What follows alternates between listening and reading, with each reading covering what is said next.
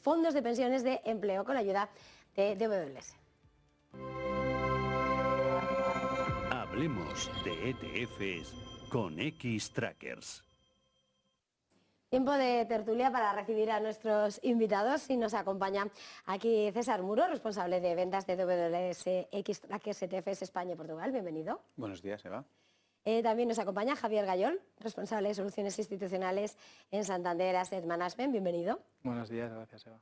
Al otro lado de la mesa contamos con Tony Hernández Corona, responsable de Asset Allocation Institucional en BBVA Asset Management. Bienvenido. Buenos días, gracias. Y José Cerón, responsable de Multi-Asset en Fonditel. Bienvenido. Buenos días, muchas gracias. Bueno, tenemos tres pilares en el sistema de pensiones: las pensiones públicas, los planes de empleo y los planes de pensiones individuales. Del primer pilar, el público, no hace falta decirlo, pero no sostenible y tal y como está estructurado. Actualmente hay numerosos estudios que además lo corroboran, entre ellos el del Banco de España.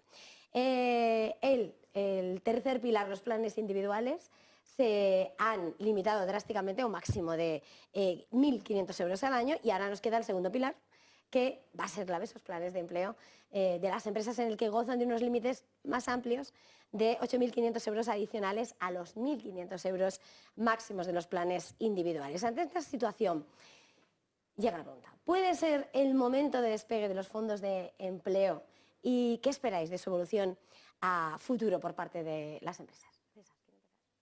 Bueno, nosotros desde un poco más el lado externo, no de las gestoras que están aquí, sí que vemos que se han tomado buenas medidas, sobre todo para la parte del empleo, un poco para favorecerlo, sobre todo por la parte de los máximos, pero sí que es verdad que todavía no está despegando. O sea, el conjunto de los fondos de empleo, ya sean individuales o de empresas de empleo, no han crecido las entradas el año pasado. Sí que se han puesto a lo mejor un poco los mimbres, pero al final se necesitan más cosas para que las empresas se animen. No es solo subir el límite hasta los 8.500 euros, sino poder dar más facilidades, poder, a lo mejor desde un punto de vista más, un atractivo más fiscal, o sobre todo desde el punto de vista de los costes sociales que tienen las empresas, como poder bajarlas y compensarlo con unas aportaciones a planes de empleo.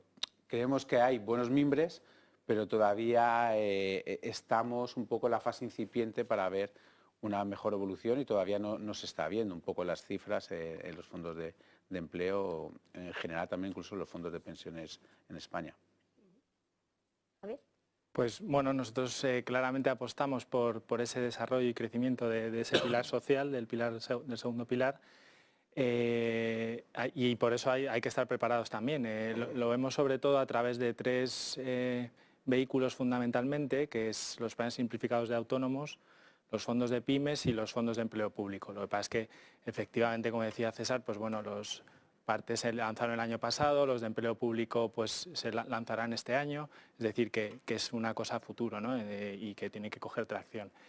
Pero a la vez también, pues bueno, sí que vemos que hay que seguir o hay que hacer un ejercicio de formación y divulgación. Al final hay que intentar formar a las empresas y a los empleados. Al final creo que solo 3 de cada 4 empresas conoce bien los fondos de empleo. Entonces hay que hacer ahí una labor de divulgación y sobre todo pues insistir, ¿no?, en la importancia que tiene el planificar la jubilación de cara a futuro y sobre todo que se planifique sea de una forma periódica, ¿no? Entonces eso hay que insistir mucho y continuar con ese ejercicio. ¿Tony? Sí, nosotros pensamos básicamente muy parecido, es decir, el cambio de reglamento el año pasado de impulso de los planes de empleo, con ese cambio de las bonificaciones que se daban entre el tercer pilar y el segundo pilar, creemos que sí que puede ser el impulso definitivo para que de aquí a futuro ya empecemos a funcionar con los planes de empleo que vayan cogiendo algo más de tracción y algo más de volumen, que se han quedado un poco rezagados respecto a lo anterior. Aquí lo que tendríamos que ver todavía, sí es cierto que todavía no se ha visto una entrada significativa, es decir, no ha habido un movimiento significativo, pero esperamos que, por ejemplo, con los desarrollos de los planes de empleo sectoriales, con las negociaciones colectivas que tienen que haber, que tienen que incluirse también ese desarrollo de los planes de empleo para los diferentes colectivos, el desarrollo de la entrada de los autónomos, que hasta ahora no podían entrar prácticamente en planes de empleo y ahora sí que tienen acceso a esos planes de empleo, que ya hemos visto algunas entradas en la última parte del año de autónomos que ya están entrando de manera gradual, pero ya van entrando, y sobre todo también ese desarrollo nuevo que ha habido de los planes de empleo público, que todavía estamos en marcha, estamos en plan de iniciando ese proceso de los próximos años para ir captando esos planes de empleo público, que ya estamos ahí en ellos, y por lo tanto creemos que sí, que a partir de ahora vamos a ver un mayor impulso de ese segundo pilar en detrimento sobre todo de ese tercer pilar, que ha perdido por una parte de las bonificaciones, que es cómo se mueve la gente cuando quiere hacer planes de ahorro cara a futuro. José. Bueno, ya han tocado mis compañeros casi todas las partes.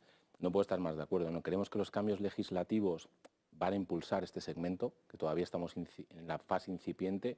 Y Javier ha tocado un punto muy importante, ¿no? Que es un poco labor de todas las gestoras, ¿no? De todos nosotros, esta tarea de formación y divulgación, ¿no? De cara a que las empresas y los trabajadores vean realmente los beneficios que tienen, ¿no? Los beneficios directos están claros, beneficios fiscales, ¿no? Que, como bien ha dicho Tony, pues muchas empresas se pueden mover por este incentivo fiscal, pero también hay que explicarles que esto es un ahorro previsional de largo plazo, ¿no? Con lo cual, esta labor de formación y de divulgación es muy importante que la hagamos entre todos para que el ecosistema crezca, ¿no? Porque si no, al final, simplemente con una ley no haces que la gente y las empresas vayan hacia ese camino, ¿no? Sino tienen que estar realmente convencidas, ¿no? Si miramos a los datos del Banco de España, el porcentaje de los activos financieros de los hogares en fondos de pensiones es del 4,4% al cierre de 2022. Si se incluyen otros activos de ahorro previsional, como seguros, el porcentaje se incrementa algo más, al 12%. Sin embargo, cuando miramos al resto de Europa, la comparativa estamos a la cola, muy por debajo de la media, que es del 28%. Está claro que no se ha fomentado, incentivado o desarrollado el ahorro, ese ahorro de previsional en España en comparación con nuestros homólogos europeos. Ante esta fotografía, esta realidad que arrojan los datos, os quería hacer un par de preguntas. ¿Creéis que a España le ha penalizado en excesivo tener un tejido empresarial basado en pymes de menor tamaño, en el que el autónomo es más relevante? ¿Y podemos esperar que la nueva regulación con los nuevos planes de empleo simplificados para autónomos ayude a mejorar esas cifras, esas pobres cifras que tenemos en la actualidad? No sé cómo lo veis. Desde BBVA, si quieres. Desde Santander. Perdón. Sí, no, o sea, yo creo que más allá de la composición o de las diferencias estructurales del tejido empresarial de los distintos países, hay una diferencia fundamental, que es que, por ejemplo, en otros países europeos, pues desde hace años hay una adscripción obligatoria, y que además las tasas de sustitución, es decir, la pensión pública que te quedaría en otros países es mucho más inferior que en España. Entonces, ¿eso qué ha hecho? Pues que se promueva en ese aspecto mucha más, más contribución por otros pilares, ¿no? En otros países, más allá de que haya más componente de pymes aquí. Y luego, respecto al plan de empleos simplificados, pues bueno, lo decíamos antes, que yo creo que es una vía muy... va a ser una vía clave para crecer en ese segmento. Al final los autónomos, como decíamos, pues no han tenido la ocasión, solo han ido en la parte de individuales, y ahora tienen un claro beneficio fiscal, que es, aparte de los 1.500 euros que puedas hacer en el plan individual, tienes 4.250 adicionales que puedes hacer por la parte del empleo público, ¿no? Público, del simplificado autónomo. Entonces eso pues es un gran incentivo a que se suscriban esos planes y crezcan. Así que creo que es una gran vía de crecimiento por ahí. La verdad es que la gran, por así decirlo, la gran posible sorpresa a futuro es verdad que estas pequeñas empresas estaban a lo mejor un poquito, no tenían una solución, y es que acabamos de empezar. Esto hay que darle tiempo y probablemente venga gran parte del crecimiento de allí. Sí que es verdad que en algunos otros países, en Europa, pues sí que están ya como más adscritos, cualquier persona laboral, ahí a lo mejor puede dar facilidades de la seguridad social, para que cualquier persona ya pudiese adherirse a un plan de empleo, ya sea simplificado o de otras empresas, o a nivel de empresa. Y luego también nosotros creemos que las grandes, no solo las grandes empresas que antes cuidaban el talento, va a ser una manera de poder dar una serie de beneficios a los empleados, a todas las capas de ya sea pequeñas, medianas o grandes empresas, y al final todo el mundo quiere tener satisfechos a sus trabajadores y puede ser una gran vía de poder atraer ese talento. La visión desde BBVA. Sí, pasemos prácticamente muy parecidos. Es decir, quizás aquí en España hemos tenido una visión un poco particular, ¿no?, del ahorro y de las pensiones de cara a futuro. Siempre hemos pensado de que tenemos ahí el Estado que nos iba a garantizar una pensión de cara a futuro, y el ahorro no se pensaba tanto como un ahorro de cara a futuro, sino simplemente como una manera de aprovechar esas deducciones fiscales que teníamos cada año para poder rebajar un poco la factura que teníamos que pagar en junio. En cualquier caso, esto, como has comentado al principio, parece ser que la parte del primer pilar, pues bueno, vamos a ver cómo acabamos, pero no tiene muy buena pinta. Entonces, a partir de ahora sí que vamos a tener que empezar a pensar, sobre todo en nuestras generaciones y los más jóvenes, van a tener que pensar de cara al futuro cómo complementan esa pensión que les puede llegar por parte del Estado y de la Seguridad Social. Nosotros creemos, es cierto de que puede haber también acierto en España, las pymes y sobre todo lo que son las micropymes. Estamos un poco más descompensados, es decir, el peso de las micropymes dentro del conjunto del tejido laboral aquí en España, el tejido productivo, es mucho mayor que en otros países europeos, y quizás ahí está la parte de los autónomos, que es donde posiblemente venga en el futuro, ahora que tienen la posibilidad de incorporarse a esos fondos de empleo con comisiones más bajas y una gestión mucho más profesional, empecemos a ver ahí cierto impulso, que es el que esperamos de cara a futuro. No puedo estar más de acuerdo con Toni. Al final, aparte de la estructura empresarial que ha afectado mucho, ¿no?, y se ve en el porcentaje, como has comentado, también en el tamaño de los fondos, ¿no? El tamaño medio de los fondos que tenemos en España es mucho menor que nuestros homólogos europeos, ¿no? Eso también a la hora de gestionar, ¿no?, pues te complica porque son fondos más pequeños, ¿no? Y el hecho de poder agrupar, ¿no?, a grandes confederaciones, ¿no? Por ejemplo, nosotros desde Fonditel tenemos un acuerdo con CAG para lanzar uno de los primeros planes de empleo simplificado para autónomos, ¿no? Entonces, esta agrupación también, ¿no?, de muchos pequeños inversores, de estas micropymes, también hace más eficiente el producto, ¿no?, que ahora era difícil de acceder, ¿no? Entonces, nosotros estamos muy ilusionados con esta nueva etapa y creemos que es cierto, y lo hemos comentado ya aquí, que va poco a poco. A todos nos gustaría que fuera mucho más rápido, pero creo que estamos en el buen camino para que esta industria pues se desarrolle y mucha más gente tenga acceso, no solo los empleados que trabajan en empresas igual más grandes, que ya lo tienen hace muchos años, ¿no?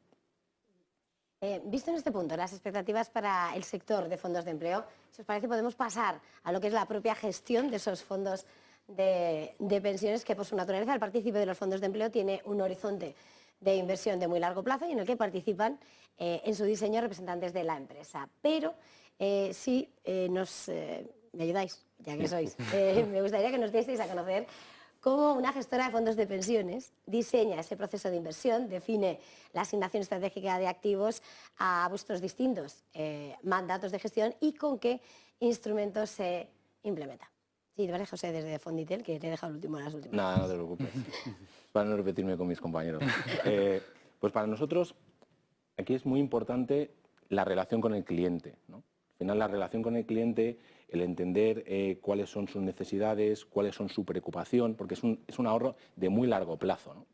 Entonces, nosotros tenemos muchísima relación con las comisiones de control, que son los representantes de los partícipes, para entender cuáles son sus expectativas de retorno, para entender qué riesgo quieren asumir y qué riesgo pueden asumir, porque a veces no es exactamente lo mismo, ¿no? Y luego pues atender también un poco a la composición del colectivo, ¿no?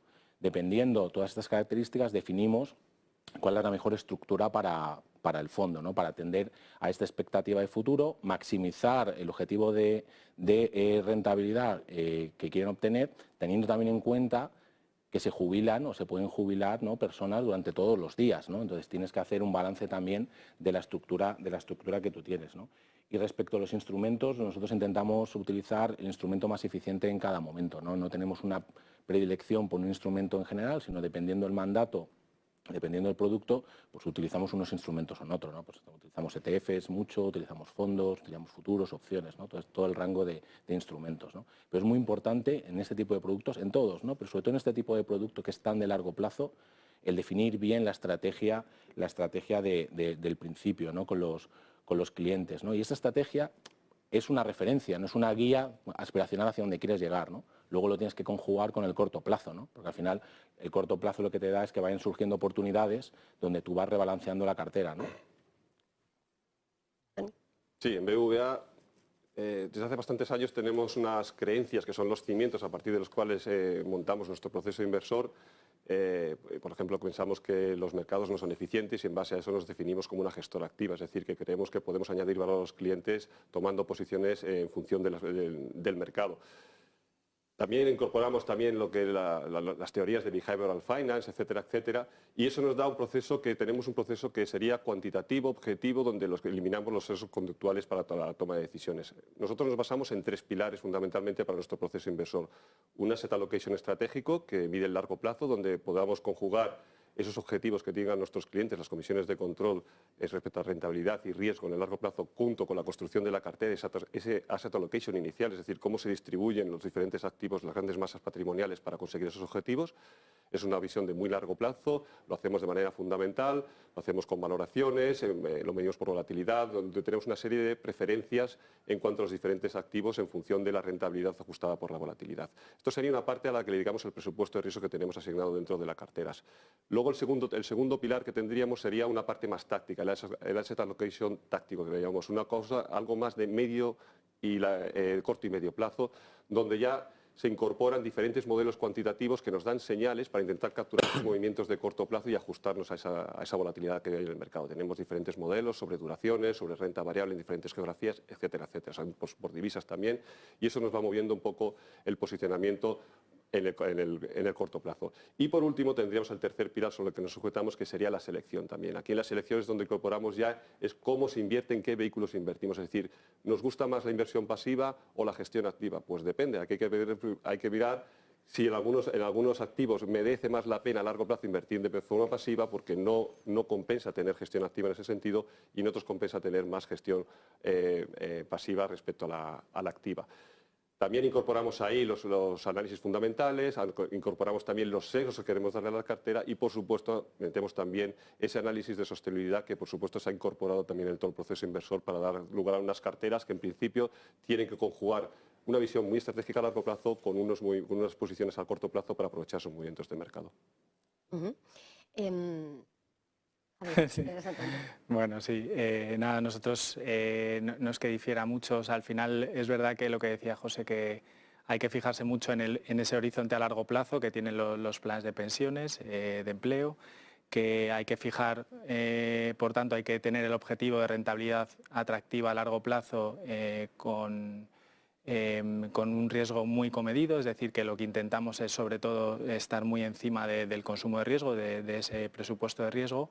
Y por tanto, luego la clave es pues, fijar el mandato, establecer cuál es el apetito de riesgo real del cliente, ¿no? Y que además puede ser un inicial, pero luego se puede ir cambiando a lo largo del tiempo, porque tenemos planes de muchos años.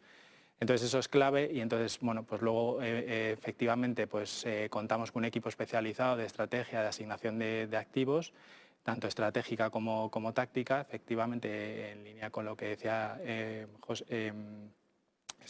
Tony. Y bueno, y luego aprovechamos mucho esas visiones y luego además también nos abalancamos en equipos especializados de activos, renta variable, renta fija, y por tanto aprovechamos esas ideas también y lo podemos hacer, como decía, pues, con distintos vehículos. Lo podemos hacer en activos directos, ya sean bonos directos o acciones, a gestión activa, que es la mayor parte de nuestra inversión, y también con vehículos pasivos. O sea que, y como decíamos, pues bueno, al final va cambiando en función de esas visiones tácticas y estratégicas que tengamos en un momento dado. Yo solo añadir poco a lo que han contado, pero la verdad es que yo desde un punto de vista más externo lo que puedo decir es que la gestión de planes de empleo en España está muy profesionalizada. O sea, creo que los equipos, comparado con lo de Europa, estamos yo creo que en la mejor liga, Champions League podríamos decir. O sea, sí que están muy bien diseñadas las estrategias, cómo se estructura más a largo plazo, cómo está es también una gestión muy de cerca del cliente. Podemos decir que también es más parecida a la de banca privada, pero con un diseño o con una planificación de muy largo plazo. Y sí que hemos visto también ahí, pues bueno, más la tendencia es un poco más a utilización a lo mejor de control de costes o de vehículos pasivos para la parte estratégica, para poder un poco mirar con esas estimaciones que tienen a largo plazo. Eso es un poco lo que hemos visto la tendencia, y la verdad es que en España creo que no hay nada que, o sea, deberían de tener bastante envidia en Europa, porque se está haciendo bastante bien. El inversor institucional tiene más en mente la inversión socialmente responsable, y el mercado de fondos de pensiones ha sido un gran propulsor de esa ESG. Me gustaría que pudieseis compartir cómo orientáis la inversión en esos criterios ESG a vuestras carteras, si tenéis unas exclusiones definidas sobre determinados sectores controvertidos, o si, por ejemplo, hacéis hincapié en reducir la huella de carbono de las compañías en cartera, o cómo abordáis la inversión con impacto, ya sea mediante activos cotizados, bonos verdes, o si es con vehículos ilíquidos.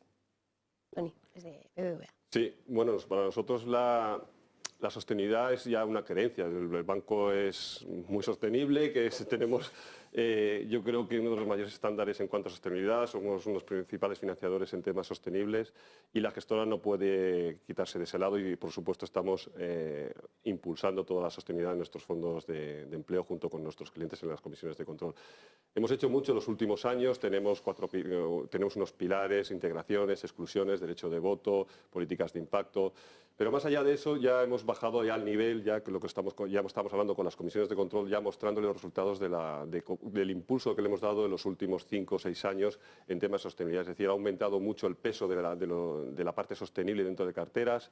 Hemos aumentado también por diferentes activos. En la parte que se puede hacer, en principio, que no crea fricción en términos de rentabilidad financiera, porque todavía hay algunos activos en la que la sostenibilidad le va a costar un poquito más. Por ejemplo, si quisiésemos invertir en bonos sostenibles de gobierno americano, no podemos, porque es que no hay. Por lo tanto, en esa parte no se puede hacer. Sí que podemos hacerlo en algunos activos que sí que están mucho más desarrollados, como por ejemplo la renta variable. Y en BBVA lo que hemos propuesto a los clientes, que lo estamos implementando ya, es cambiar todos los índices de renta variable que teníamos actualmente, los tradicionales índices de renta variable, por índices de transición climática, índices que lo que buscan es reducir la huella de carbono. Como somos firmantes del Net Zero, tenemos que ir con estas propuestas a los clientes, porque además estamos convencidos de que es el camino a seguir. Esto, por supuesto, no para solo en la renta variable, la renta fija, donde se puede hacer un cierto trabajo significativo, como por ejemplo bonos corporativos europeos. Ahí también hemos incidido, tenemos un peso significativamente superior a lo que sería la media del mercado, y en otros activos, por supuesto, ahí estamos esperando a ver si se tranquilizan las cosas y no crea esa fricción de rentabilidad en el corto plazo. En la parte de mercados privados, ahí también hemos hecho alguna incursión con temas de inversiones socialmente responsables, de transiciones climáticas, transición energética, etcétera, etcétera. Es decir, le hemos dado un impulso importante, pero para nosotros lo importante es que no nos quedamos aquí, sino que queda mucho todavía por hacer. José, desde Fonditel. Mira, nosotros desde Fonditel también, como parte del grupo Telefónica, ¿no? Pues tenemos un poco las mismas creencias que creo que tenemos todos los que compartimos la mesa, ¿no? Que la sostenibilidad no solo es un logo, no solo es un lema, sino es una creencia de medio y largo plazo, ¿no? Dicho esto, yo quiero tocar un punto que ha comentado Tony, que es el tema del sentido económico, ¿no? Al final nosotros intentamos aunar inversiones en la parte de sostenibilidad que tengan un sentido económico de medio a largo plazo, ¿no? Y que cumplan criterios de sostenibilidad, ¿no? Desde Fonditel nos fijamos mucho y tenemos predefinidos unos objetivos de desarrollo sostenible de Naciones Unidas que seguimos, ¿no? Pues el cambio climático, que yo creo que la mayoría lo tenemos, el trabajo decente, la educación, ¿no? Entonces, en base a estos ODS, montamos algunas carteras específicas, ¿no? Dentro de los fondos principales, ¿no? Y además no solo invertir, ¿no? Sino que lo tienes que seguir, ¿no? Como también ha comentado Tony, ¿no? Entonces damos mucha información también a nuestros clientes, ¿no? De cómo hacemos este proceso, del rating ESG que tienen nuestras inversiones, de la huella de carbono y de un tema que es muy, muy, muy relevante, ¿no? También para muchos fondos de empleo, que es el tema reputacional, que es el tema de las controversias, ¿no? Nosotros tenemos un análisis muy exhaustivo de todas las controversias que puede llegar a tener la cartera, y tenemos un comité específico donde definimos, ¿no? ¿Qué hacemos cuando una empresa tiene alguna controversia, ¿no? Dentro de nuestra cartera, ¿no? Si la controversia es lo suficientemente grave, pues directamente pues la quitamos de la cartera, porque no queremos tener ese riesgo en la parte de ODS, ¿no? Pues bueno, igual nosotros somos firmes creyentes de toda la sostenibilidad en la parte de inversiones, tanto el banco como la gestora. De hecho, pues bueno, tenemos un equipo propio pues de más de 10 personas trabajando ya en esto, que ha desarrollado una metodología propia y que por tanto el hecho de considerar o de analizar y evaluar esos riesgos derivados de la sostenibilidad pues están incluidos ya en el proceso de inversión de la gestora. Entonces, bueno, pues ya no es justo, ya no nos quedamos solo en exclusiones de ciertos sectores como combustibles fósiles, armamento y demás, sino que vamos más allá y lógicamente pues ya no solo se mira que contribuyas a uno o dos objetivos sostenibles, sino que no dañes ningún otro, que además el tema de la gobernanza está muy presente también y se desechan muchas compañías por ese tema y como decía también Tony, pues bueno, estás ya metido en temas de derechos de voto, de ya colaborar con las compañías directamente para que también se impulse, digamos, esos temas, ¿no? que nos parecen importantes y por tanto fomentamos. Bueno, nosotros en la gestora de WS la verdad es que igual somos también firmantes del acuerdo de Net Zero y hemos visto una tendencia de todos los inversores, sobre todo el gestor institucional, hacia una reducción de la huella de carbono. Todo se empezó con parámetros un poco más básicos de lo que llaman la inversión sostenible o ESG, medio ambiente, sociales y gobernanzas.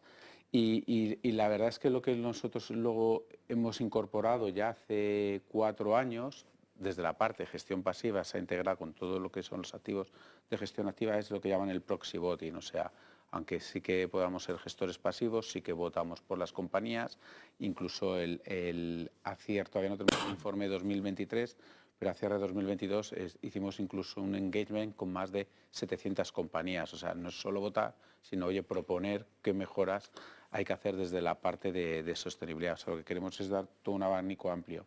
Y luego, ¿qué soluciones podemos dar? Aquí lo del ESG, te puedes encontrar con diferentes objetivos o aspiraciones de los inversores. Hay gente que quiere hacerlo con una integración mucho más agresiva, otros que lo quieren ir más despacio, entonces ahí pues bueno, desde la parte de Xtrackers queremos dar un abanico de soluciones que puedan pues bueno, encajar con las necesidades de los inversores. No nos queda mucho tiempo, pero voy a lanzar una pregunta más, porque para 2003 tuvimos la recesión económica más anunciada con antelación, pero finalmente no se dio, 2023.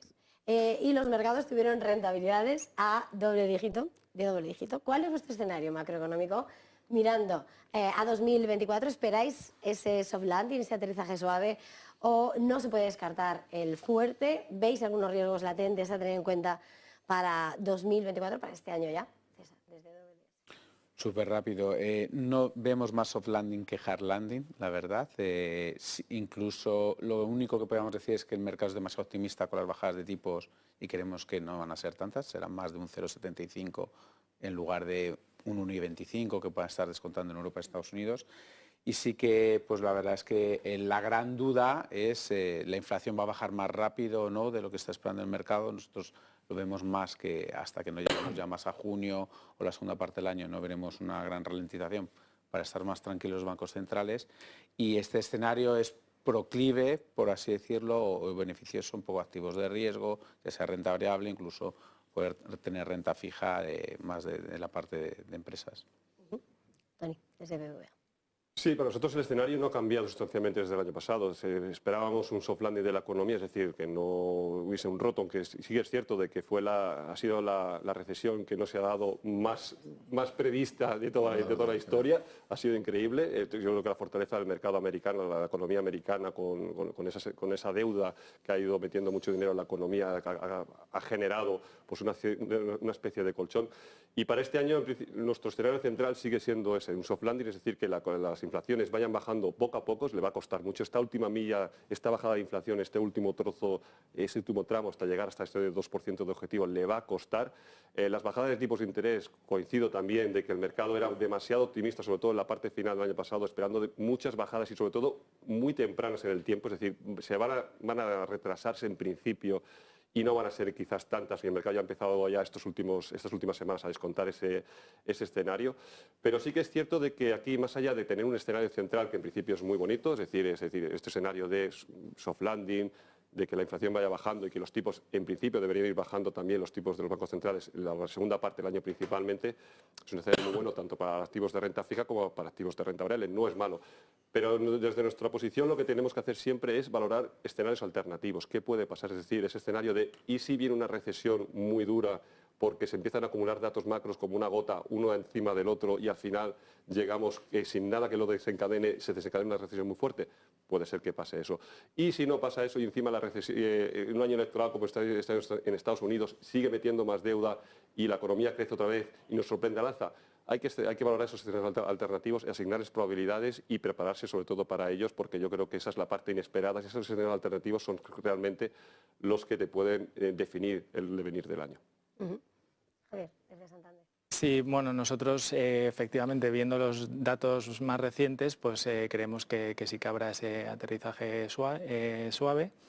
Creemos que ha reducido las probabilidades de una recesión y que, por tanto, pues esto unido con la inflación, confirmando esa tendencia a la baja, y que creemos que sí que puede llegar a niveles próximos a los que tienen establecidos los bancos centrales como objetivo a finales de este año, pues eso te deja un escenario, o te incrementa la probabilidad de un escenario más favorable, parecido a uno de mitad de ciclo, que es más favorable para los activos de riesgo. Y bueno, nosotros, por ejemplo, estamos ahí más favorables en activos de riesgo, sobre todo en renta variable ahora mismo. Y lo que sí que vemos, dado que recesión vemos menos riesgo, sí que vemos más riesgo en geopolítica.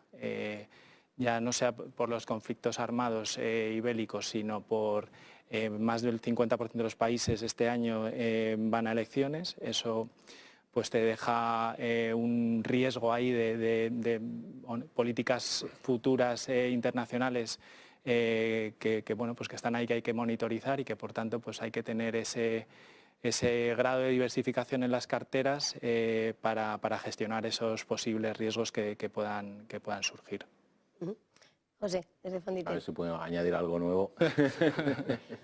Así intentado descansando, ¿eh? Estoy de broma. En la parte de previsión nosotros esperamos también una desaceleración suave, que de hecho ya se está dando en algunos países, ¿no? Ya tenemos a Alemania, tenemos a China ahí, ¿no? Por añadir algo nuevo que no han hablado mis compañeros, para nosotros es clave la evolución del consumo, ¿no? El consumo te va a marcar un poco, ¿no?, si realmente entramos en esa esa desaceleración que puede llegar a recesión, o realmente pasamos de puntillas y estamos en el mejor de los escenarios, ¿no?, que para nosotros como gestores de riesgos pues sería fantástico, ¿no?, porque ganaría la parte de la renta variable y la parte de la renta fija, que no suele ser lo habitual, ¿no? No vemos un escenario de caída, de recesión fuerte, no se puede descartar, porque nosotros, todos los que estamos aquí en la mesa, que gestionamos, nunca descartamos ningún escenario, porque siempre nos preocupa el qué puede pasar si me equivoco, ¿no?, que al final, y las carteras tienen que estar preparadas, ¿no?, para un poco todos los escenarios, ¿no?, en base a la probabilidad que tú un poco le otorgas, ¿no? Respecto a los riesgos latentes, nos pasa un poco lo mismo que con los escenarios, ¿no? Yo solo veo riesgos por todos los lados, ¿no?, normalmente cuando miro las cosas, ¿no? Pero hay dos en particular este año que son diferentes a otros años, que los han tocado mis compañeros, ¿no?, tanto Javier como Tony, que es el tema, uno, de las elecciones, el ciclo electoral que tenemos brutal este año en todo el mundo, ¿no?, que principalmente con las elecciones de Estados Unidos. Eso es un problema más que vamos a empezar a hablar, yo creo que más en verano, ¿no?, porque ahora está todavía las primarias y demás. Y luego, si cabe, un poco más el tema geopolítico, ¿no?, que el tema geopolítico, desgraciadamente, nos hemos acostumbrado todos a verlo, ¿no? Ya de hecho, pues la guerra en Ucrania pues no sale ya prácticamente, no es la primera, la segunda ni la tercera noticia. Israel y Gaza sigue el tema enconado. Entonces, desde el punto de vista de las carteras, a nosotros nos preocupa, ¿no?, que esta parte de riesgo geopolítico pueda tener algún efecto en la evolución de los precios de la energía, ¿no? y esta evolución en los precios de la energía al alza, ¿no? que tensione el mercado, pueda tener implicaciones en la inflación y puede hacer que esta pausa de los bancos centrales, esta dialéctica en la que todos esperemos una pausa y una bajada, ¿no? Todos estamos de acuerdo que igual seguramente más hacia la segunda mitad del año, pues puede hacer que no se produzca, ¿no? y que te cambie un poco el tablero de juego, ¿no? Pues muchísimas gracias a todos por habernos traído vuestro análisis, vuestra visión.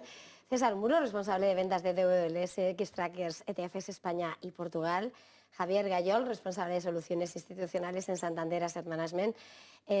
Antonio José Hernández Corona, responsable de Asset Allocation Institucional en BBVA Asset Management. Y José Cerón, responsable de Multi-Asset en Fonditel. Gracias a los cuatro. Gracias. Feliz jornada, feliz negocio. Muchas Muchas gracias. Y nosotros hacemos una pequeña pausa para publicidad y enseguida volvemos. Hablemos de ETFs con Xtrackers.